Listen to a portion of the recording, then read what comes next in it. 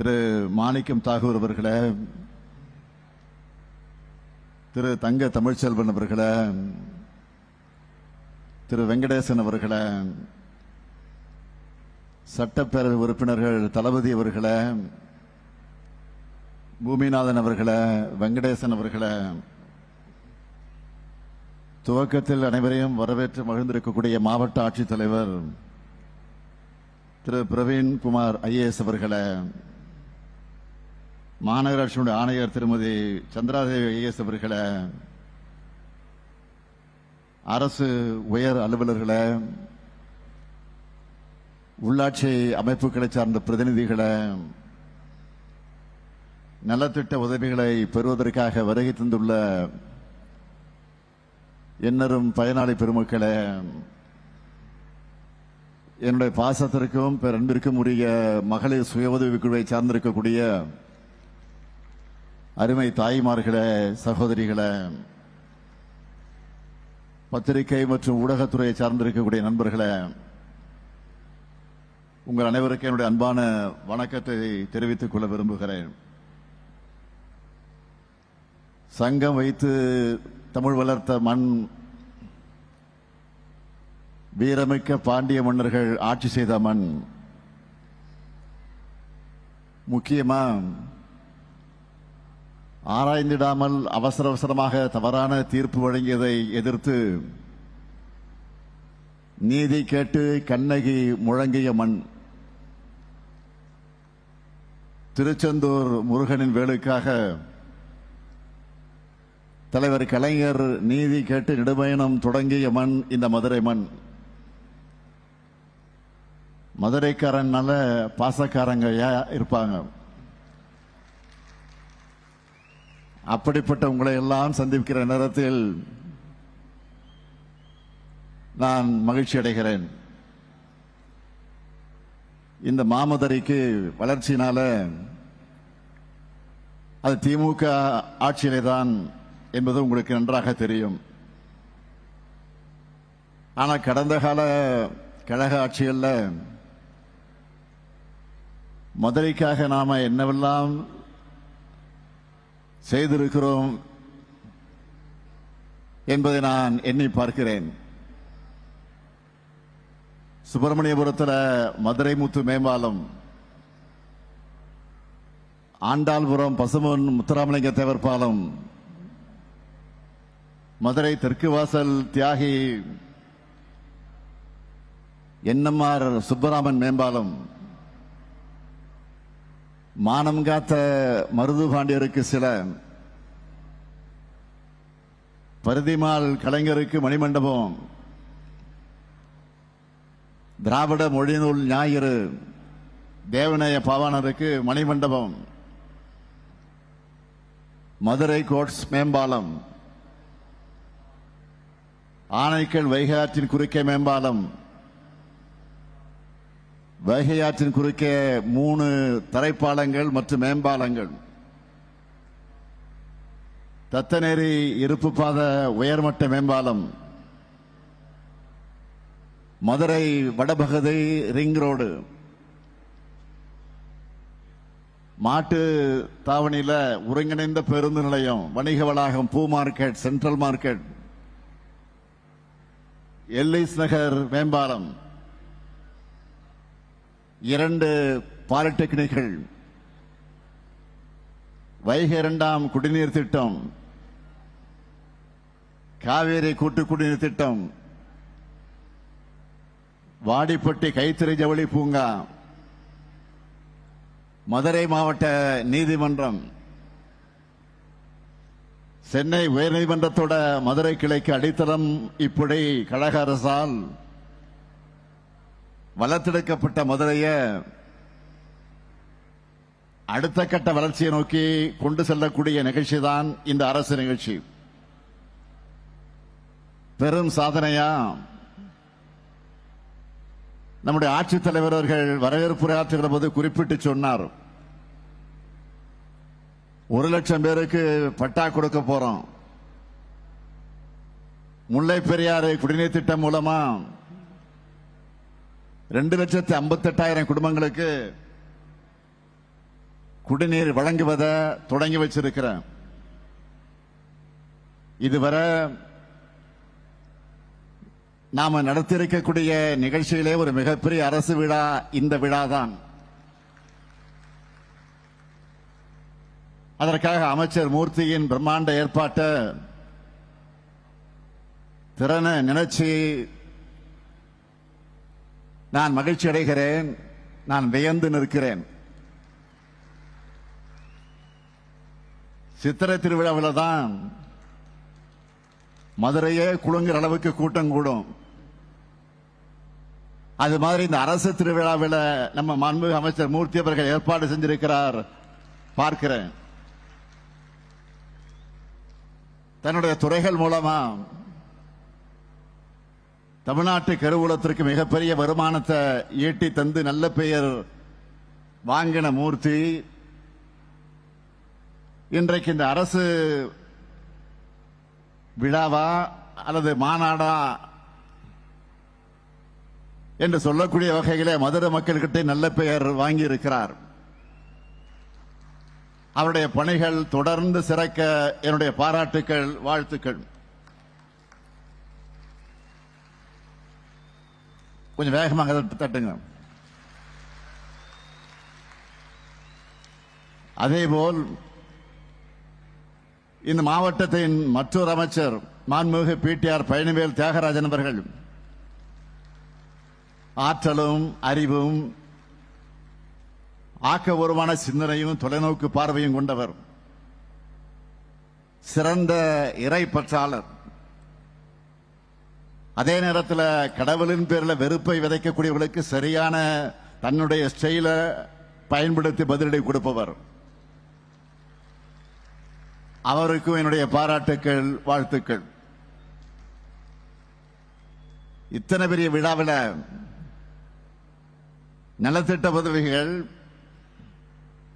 பட்டா என அனைத்தையும் சிறப்பாக ஏற்பாடு செய்து காட்டியிருக்கக்கூடிய நம்முடைய மாவட்டத்தோட ஆட்சியர் திரு பிரவீன் ஐஏஎஸ் அவர்களுக்கும், மாநகராட்சியுடைய ஆணையர் உள்ளிட்ட மதுரை மாவட்ட அனைத்து அரசு அதிகாரிகளுக்கும் என்னுடைய பாராட்டுக்கள், வாழ்த்துக்கள். கடந்த கால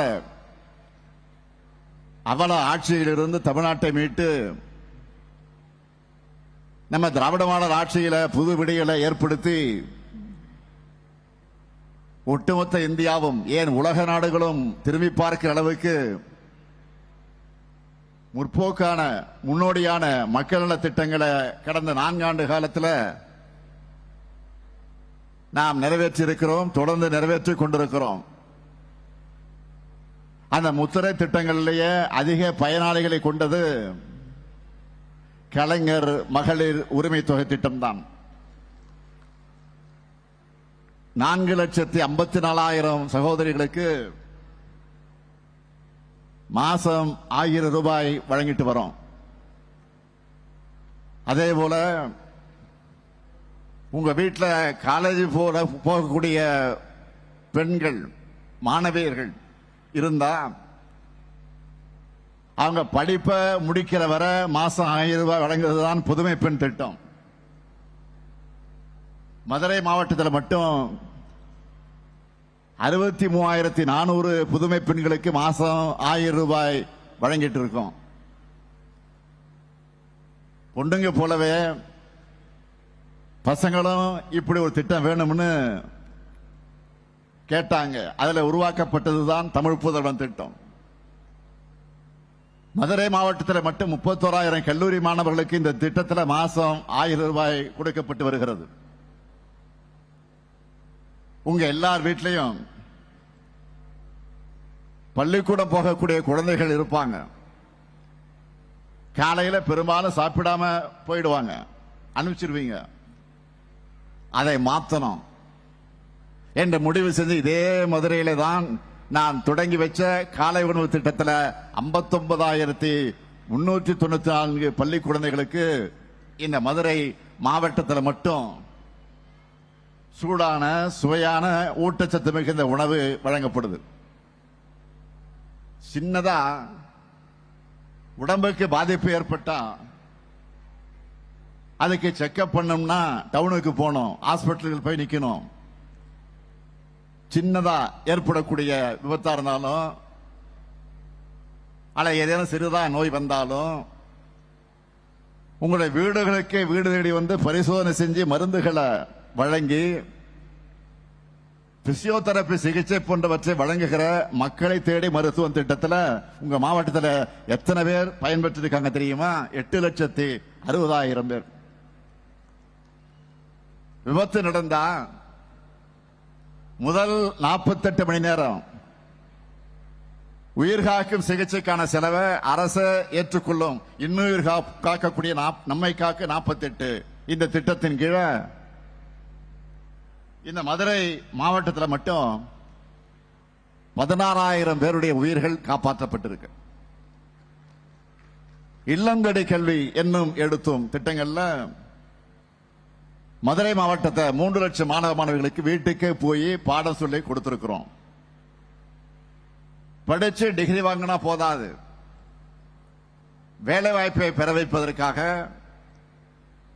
திறன் பயிற்சிகள் ரொம்ப முக்கியம்னு உணர்ந்து நான் தொடங்கின கனவு திட்டம் தான் நான் முதல்வன் திட்டம். பல ஆயிரம் ரூபாய் செலவு பண்ணி படிக்க வேண்டிய ஸ்பெஷல் கோர்ஸ் எல்லாம் எந்த கட்டணமும் இல்லாம இதுல சொல்லி தரப்படுது. அப்படி மதுரை மாவட்டத்தில் மட்டும் பாத்தீங்கன்னா 1,17,000 இளைஞர்களுக்கு திறன் பயிற்சி அளிச்சிருக்கிறோம். இவங்கள பலர் ஆண்டுதோறும் அரசு நடத்துற பாராட்டு விழாவில் கலந்துகிட்டு அவங்களுடைய வெற்றி கதையை பகிர்ந்துக்கிறதையும் நீங்க டிவியில எல்லாம் பார்த்திருப்பீங்க, பூரிப்படைஞ்சிருப்பீங்க. இப்ப அண்மையில அரசு சேவைகள் அனைத்தையும் ஒரே முகாமில் கொண்டு வந்து உடனே தீர்வு காணணும்னு கொண்டு வந்ததுதான் உங்களுடன் ஸ்டாலின் திட்டம். இங்க இருக்கக்கூடிய எல்லாருமே அந்த கேம்புக்கு போயிருப்பீங்க. உங்களை மாதிரி 75,597 பேர் மதுரை மாவட்டத்தில் உங்களுடன் ஸ்டாலின் முகாமில் பயன்பெற்று இருக்கிறாங்க. அது கூடவே நான் தொடங்கி வச்ச இன்னொரு திட்டம் தான் நலம் காக்கும் ஸ்டாலின். உங்களுடைய நோய்களை ஆரம்ப நிலையிலே கண்டறிஞ்சு சிறப்பு மருத்துவ ஆலோசனைக்கு ஏற்பாடு செஞ்சு மேல் சிகிச்சை உறுதி செய்யக்கூடிய இந்த திட்டத்தில் 22,766 பேர் பயனடைஞ்சிருக்கிறாங்க. இந்த மதுரை மாவட்டத்தில் மட்டும் நலம் பெற்று இருக்காங்க. வயதான தாய்மார்கள், மாற்றுத்திறனாளிகள் கிட்ட ரேஷன் பொருட்களை எல்லாம் வீடுகளுக்கே கொண்டு போய் கொடுக்கக்கூடிய தாய் மாணவர் திட்டத்தில் மதுரை மாவட்டத்தை சார்ந்த 86,130 பயனாளிகள் மாசம் பலன் பெறாங்க. முதல்வரின் முகவரின் திட்டத்தின் கீழ் மதுரை மாவட்டத்திலிருந்து பெறப்பட்ட 3,75,000 மனுக்களுக்கு தீர்வு காணப்பட்டிருக்கு. மதுரை மாவட்டத்தில் தாய் தந்தைய இழந்த 341 குழந்தைகளை அன்பு கரங்கள் திட்டம் மூலமாக இந்த அரசு பாதுகாக்கு. 4,196 விவசாயிகளுக்கு புதிய மின் இணைப்புகள் இந்த மதுரை மாவட்டத்தில் கொடுத்திருக்கிறோம். இதெல்லாம் நம்ம முத்திரை திட்டங்கள்ல இந்த மாவட்டத்தில் இருக்கக்கூடிய லிஸ்ட் மட்டும்தான். இப்படியே ஒவ்வொரு திட்டத்திலும் எவ்வளவு பயனாளிகள் பட்டியலிட்டு சொல்ல ஆரம்பிச்சா இந்த ஒரு நிகழ்ச்சி போதாது. ஒவ்வொரு நாளும் இத்தனை லட்சம் மக்கள் பயனடையக்கூடிய மாதிரி நாம் திட்டங்களை செயல்படுத்தி இருக்கக்கூடிய காரணத்தால் தான் நீங்க பாக்குறீங்க எதிர்கட்சிகள் என்ன பண்றதுன்னு தெரியாம முழிக்கிறாங்க. வயிற்றெரிச்சலும் ஆற்றாமலையும் ஆரோக்கியமற்ற அரசியல் சூழ்ச்சிகளை செஞ்சு பார்க்கிறாங்க. நாம வளர்ச்சி அரசியலை பேசினா அவங்க வேற அரசியலை பேசுறாங்க. நான் உறுதியா சொல்றேன், அவங்க எத்தனை சூழ்ச்சி செஞ்சாலும் அத்தனையும் நாங்கள் முறியடிப்போம், அதை சிதைப்போம். இந்த முத்துவேல் கருணாநிதி ஸ்டாலின் கிட்ட அந்த பாட்சாலாம் பலிக்காது, எதுவும் எடுபடாது. நேற்று முன்தினம் நான் ஒரு ட்வீட் போட்டேன், பார்த்திருப்பீங்க, படிச்சிருப்பீங்க. மதுரைக்கு தேவை வளர்ச்சி அரசியல்.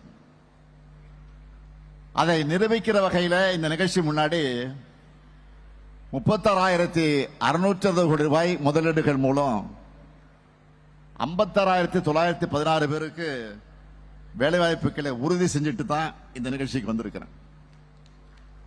இதுதான் எங்க அரசியல். மதுரையும் அதை சுற்றி இருக்கக்கூடிய பகுதியையும் நல்ல தரமான உயர்தர வேலைவாய்ப்புகளை உருவாக்குற இடங்களாக உருவாக்கணும்னு இந்த அரசு ஓயாமல் பாடுபடும்.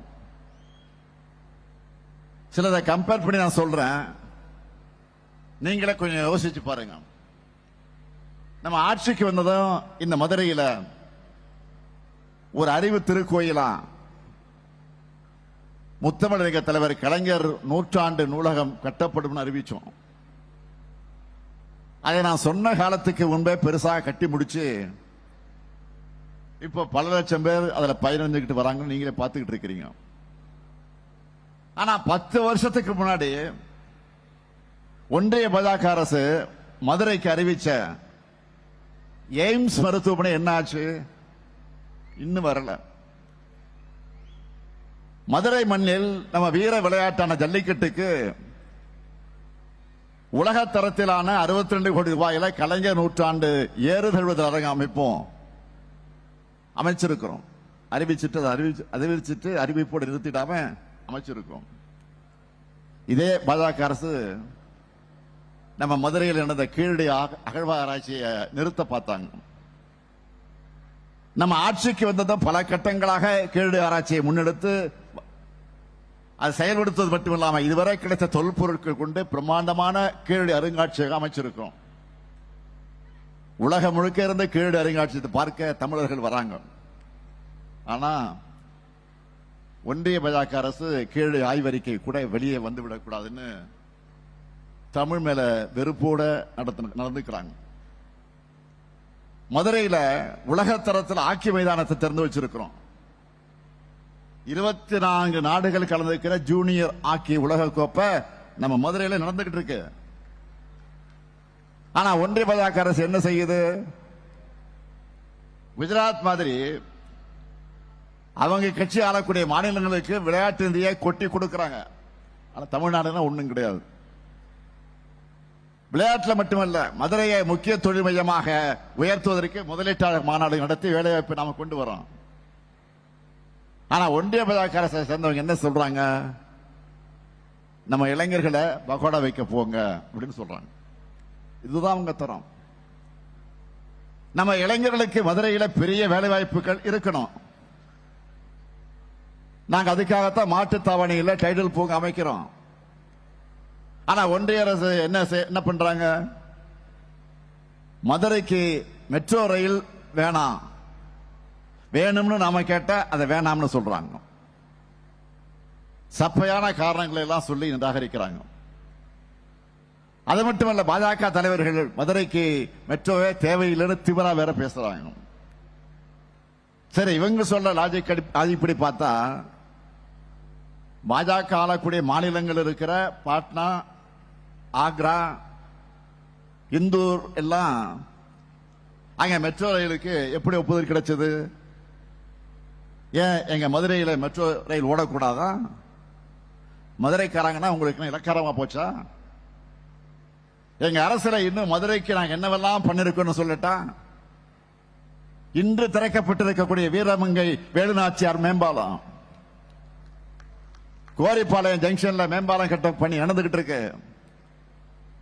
பேராசிரியர் அன்பழகன் பள்ளி மேம்பாட்டு திட்டத்தில் 70 பள்ளிகளை மேம்படுத்தி இருக்கிறோம். முதலமைச்சரின் கிராம சாலைகள் மேம்பாட்டு திட்டத்தில் 428 பணிகள் நடந்துகிட்டு இருக்கு. ஆதிதிராவிடர் நல வீட்டு வசதி திட்டத்தில் 57 பணிகள் நடந்துகிட்டு இருக்கு. காந்தி அருங்காட்சியகத்தில் விடுதலை போராட்ட வீரர்களுடைய கண்காட்சி நடந்துச்சு. அகில இந்திய ஃபார்வர்ட் பிளாக் தலைவர் PK மூக்கியாதேவ் அவர்களுக்கு சிலையோடு கூடிய அரங்கம் அமைக்கும் பணி நடந்துகிட்டு வருது. பெருங்காமலூர் தியாகிகளுக்கு நினைவு மண்டபம் கட்டி திறந்து வச்சிருக்கிறோம். மொத்தமா சொல்லணும்னா கடந்த 4.5 ஆண்டு காலத்தில் மதுரை மாவட்ட மக்களுக்கு மட்டும் 6000 கோடி ரூபாய் மதிப்பிலான நலத்திட்ட உதவிகளை வழங்கி இருக்கும். இதுவரைக்கும் 4300 கோடி ரூபாய் மதிப்பிலான 10,000 வளர்ச்சி பணிகளை செஞ்சு தந்திருக்கிறோம். இப்போ 5,000 கோடி ரூபாய் மதிப்பிலான 358 வளர்ச்சி பணிகள் நடந்துகிட்டு இருக்கு. அது சரி, இத்தனை செஞ்சிருக்கோன்னு சொல்றீங்களா, புது அறிவிப்பு எதுவும் இல்லையான்னு நீங்க கேட்கிறது எனக்கு புரியுது. ஆமா, உங்களை புரிந்து கொண்டவன் நான், என்னை புரிந்து கொண்டவர்கள் நீங்கள். நமக்கு இடையில எந்த சக்தியும் இந்த மண்ணில் புகுந்து பிரிவினை உண்டாக்க முடியாது. மதுரையின் வளர்ச்சியை யாராலும் தடுக்க முடியாது.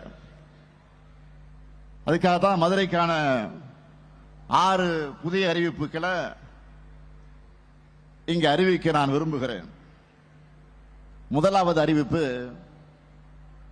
மதுரை மாநகரில் போக்குவரத்து நெரிசலை குறைக்க பலகாலமா எதிர்பார்க்கப்பட்ட வைகை ஆற்றின் வடகரையில் விரகனூர் சுற்றுச்சாலை முதல் சக்குடி வர 8.4 கிலோமீட்டர் நீளத்துக்கு 130 கோடி ரூபாய் செலவில் புதிய சாலை அமைக்கப்படும். இரண்டாவது அறிவிப்பு, மதுரை மாநகரின் முக்கிய பகுதிகளான மீனாட்சி அம்மன் கோயிலை சுற்றி இருக்கக்கூடிய 4 மாசி வீதிகள், வெளி வீதிகள், புதூர், அண்ணா நகர், சந்தைப்பேட்டை, தெற்குவாசல், எஸ்எஸ் காலனி, ஆரப்பாளையம், அரசரடி, பழங்கானத்தம், பைக்காரா உள்ளிட்ட பகுதிகளில் இப்ப இருக்கக்கூடிய பழைய பாதாள சாக்கடை குழாய்கள் அகற்றப்பட்டு புதிய திட்டம் செயல்படுத்தப்படும். மூன்றாவது அறிவிப்பு, மதுரை கிழக்கு வட்டத்தில் இருக்கக்கூடிய உத்தங்குடி உபரி நீர் கால்வாய் 7 கோடி ரூபாய் செலவில் தடுப்பு சுவர் கட்டப்பட்டு நிரந்தர வெள்ளத்தடுப்பு பணிகள் மேற்கொள்ளப்படும். நான்காவது அறிவிப்பு, மேலூர் வட்டத்தில் கேசம்பட்டி கிராமம், பெரிய அருவி நீர்த்தேக்கம் மற்றும் அதை சார்ந்த கண்மாய்கள் 2 கோடி 60 லட்சம் ரூபாய் மதிப்பீட்டில் புனரமைக்கப்படும். மேலும் மேலூர் வட்டம் சூரப்பட்டி அருகே பாலாற்றின் குறுக்க 9 கோடி 50 லட்சம் ரூபாய் மதிப்பீட்டில் புதிய தடுப்பணை கட்டப்படும்.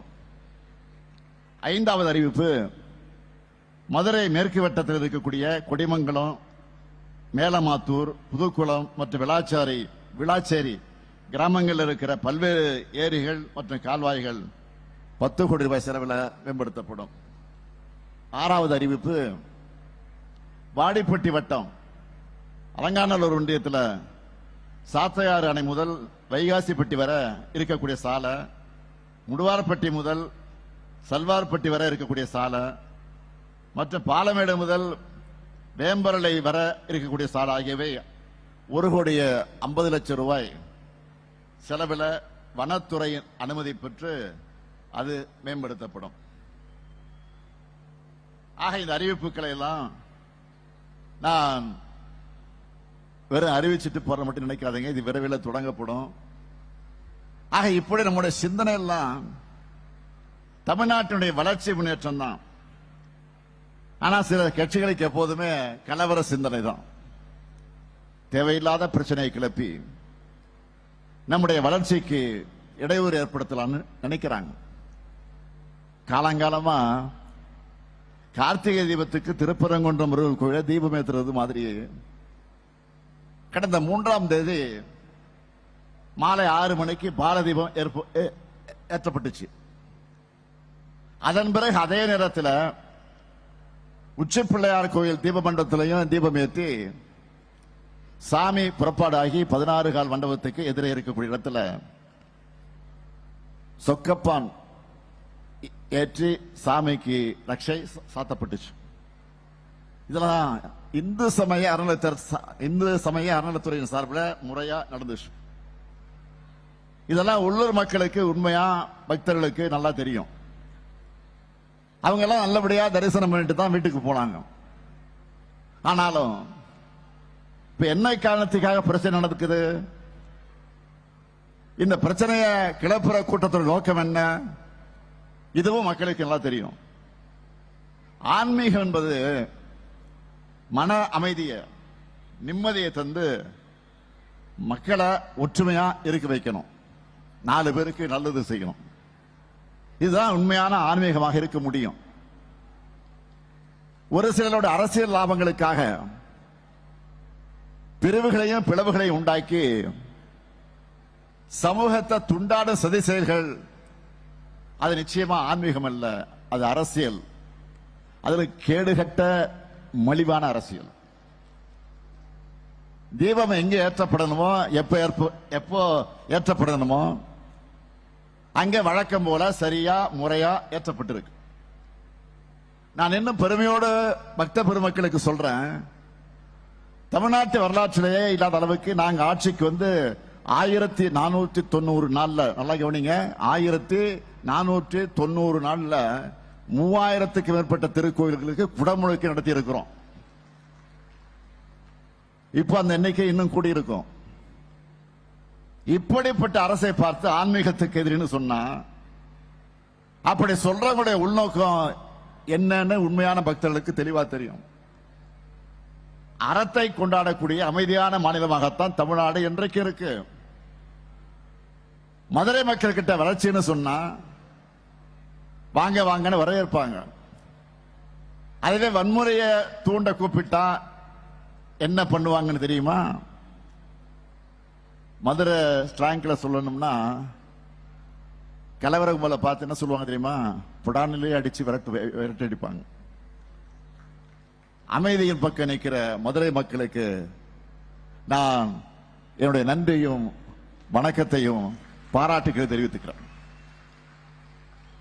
நம்முடைய எதிரிகள் டெல்லியிலிருந்து நமக்கு எத்தனை இடைஞ்சல்கள் கொடுத்தாலும், நிதி நெருக்கடிகளை ஏற்படுத்தினாலும், ஆளுநர் மூலமாக முட்டுக்கட்டைகள் போட்டாலும், எல்லாத்தையும் மீறி இந்தியாவிலே நம்பர் 1 வரலாறு காணாத பொருளாதார வளர்ச்சி தமிழ்நாடு அடைஞ்சிருக்கு.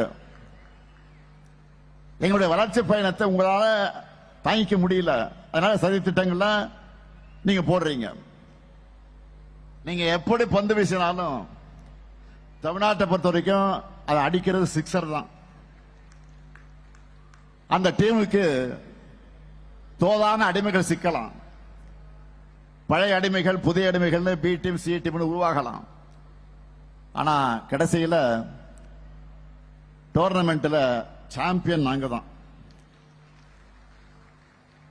வர 15ஆம் தேதியிலிருந்து ஏற்கனவே கலைஞர் மகளிர் உரிமை திட்டத்தில் பயனடையக்கூடிய 1,14,00,000 மகளிரோடு சேர்த்து விடுபட்ட மகளிருக்கும் மாதம் 1000 ரூபாய் உரிமை தொகையை தரப்போகிறோம். கட்டணமில்லா விடியல் பேருந்து பயணம், நான் முதல்வன், புதுமை பெண், தமிழ் புதல்வன், எண்ணற்ற திட்டங்களை அந்த திட்டத்தினால தமிழ்நாடு மேலும் உயரும். எங்களின் சாதனை பயணம் திராவிட மாடல் 2.0 உங்கள் ஆதரவோடு தொடரும். மக்களுக்கான நன்மைகள் பெருகும்.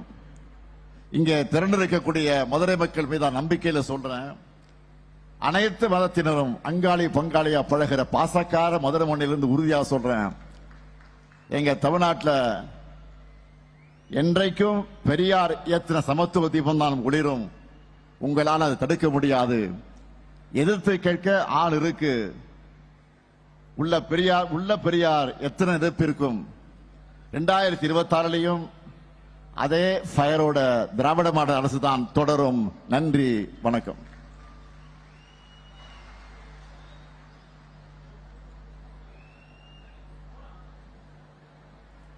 மதுரை மாநகருக்கு 6 புதிய அறிவிப்புகளை வெளியிட்டு விழா பேருரை ஆற்றி சிறப்பித்த மாண்புமிகு தமிழ்நாடு முதலமைச்சர் அவர்களுக்கு மனமார்ந்த நன்றிகளை தெரிவித்துக் கொள்கின்றோம். இன்றைக்கு மதுரை மாவட்டத்தில் பல்வேறு துறைகளின் சார்பில் 417 கோடியே 43 லட்சம் ரூபாய் மதிப்பீட்டில் 1,85,562 பயனாளிகளுக்கு நலத்திட்ட உதவிகள் வழங்கப்பட இருக்கின்றன. அதில் வருவாய் மற்றும் பேரிடர் மேலாண்மை துறை சார்பில் 174 கோடியே 02 கோடி ரூபாய் மதிப்பீட்டில் 1,211 பயனாளிகளுக்கு பட்டா வழங்கி சிறப்பிக்க இருக்கின்றது.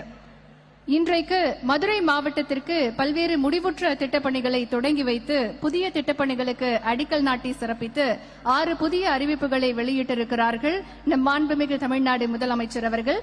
தற்போது பயனாளிகளுக்கு நலத்திட்ட உதவிகளை வழங்கி சிறப்பிக்குமாறு மாண்புமிகு தமிழ்நாடு முதலமைச்சர் அவர்களை பணிவன்புடன் கேட்டுக்கொள்கின்றோம். திருமதி ராவியத் பேகம் அவர்களை அன்புடன் மேடைக்கு அழைக்கின்றோம். இவருக்கு வருவாய் மற்றும் பேரிடர் மேலாண்மை துறை சார்பாக நத்தம் வீட்டுமனை இணைய வழி பட்டா வழங்கப்படுகிறது.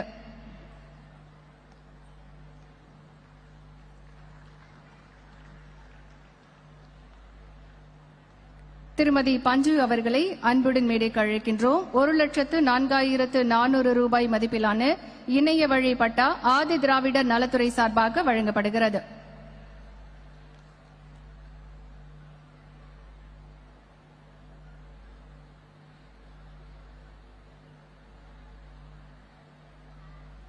திருமதி மாரியம்மாள் அவர்களை அன்புடன் மேடைக்கு அழைக்கின்றோம். வருவாய் மற்றும் பேரிடர் மேலாண்மை துறை சார்பாக 86,400 ரூபாய் மதிப்பிலான இணைய வழி பட்டா வழங்கப்படுகிறது. திருமதி பிரியா அவர்களை அன்புடன் அழைக்கின்றோம். வருவாய் மற்றும் பேரிடர் மேலாண்மை துறை சார்பாக 4,36,050 ரூபாய் மதிப்பிலான இணைய வழி பட்டா வழங்கப்படுகிறது. திருமதி பாண்டியம்மாள் அவர்களை அன்புடன் மேடைக்கு அழைக்கின்றோம். வருவாய் மற்றும் பேரிடர் மேலாண்மை துறை சார்பாக 95,000 ரூபாய் மதிப்பிலான இணை வழி பட்டா வழங்கப்படுகிறது.